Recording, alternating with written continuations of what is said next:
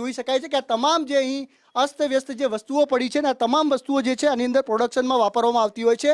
આ એકમાત્ર મશીન છે કે જેની અંદર જે છે આ માખણ બનતું હોય છે ને આ જે 50 રૂપિયા કિલોવાળું માખણ છે તે આની અંદર ફર્યા કરે છે ને આ જે યુનિટ છે આ એકમાત્ર યુનિટ જો વસાવવામાં આવે એટલે લોકોની સાથે આ જે છે અહીં જે છે આ પ્રકારની જે છે આ જે માખણ જે પહોંચાડવામાં આવે છે અને આ તમામ જે દ્રશ્ય જોઈ શકાય છે કે આ તમામ આ જે ઘી છે કે અન્ય જે પદાર્થો છે તે ભેળસેળ અહીંયા કરવામાં આવે છે અને આ તમામ વસ્તુઓ જે છે ત્યાં અહીં જે છે અહીંથી આખા અમદાવાદમાં તમામ લારીઓ ઉપર पहुंचाड़वामा आवे छे। अहमदाबाद में ये जो तुम्हारा मक्खन है कौन लोग यूज करते हैं?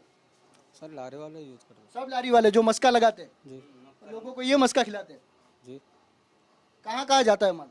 वो तो पता नहीं, पूरे अहमदाबाद में यही खाते होंगे शायद। 50 रुपये किलो 50 રૂપિયા કિલોનો આ જે મસ્કો છે આ જોઈ શકાય છે કે આ જે છે તેનું પેકિંગ કરવામાં આવે છે। નાની નાની થેલીઓ છે આ થેલી 1-1 રૂપિયામાં વેચાય છે ને ઓઇલ છે કે જે ખાઈ ના શકાય એટલે કે માખણની અંદર ઓઇલ અને આ પ્રકારનું ડાલડા ઘી અને તેની સાથે જે છે અલગ અલગ જે મિશ્રણ કરવામાં આવે છે અને આ તમામ વસ્તુઓ જે છે તે આ માખણ બનાવવામાં આવતું હોય છે। તેને શું કહો છો તમે લોકો? મસ્કા એટલે કે મસ્કા એટલે માખણ મારીને મસ્કાબન જે ખવડાવવામાં આવે છે તે પ્રકારનું આખું યુનિટ છે અને આની અંદર જે છે તમામ જે થેલીઓ જોઈ શકાય છે કે આ તમામ 1-1 કિલોનું પેકિંગ છે અને એની અંદર 40 જે છે તેની જે પુડિયા છે તે જે લોકો સુધી પહોંચતી હોય છે એટલે કે એક જે તેની બટ્ટી છે તે એક મસ્કાબનમાં લગાવો એટલે આખું મસ્કાબન માખણથી ભરાઈ જતું હોય છે। એટલે આ તમામ જે વસ્તુઓ છે તે હાલ અહીં બની રહી છે, આખું પ્રોડક્શન યુનિટ છે।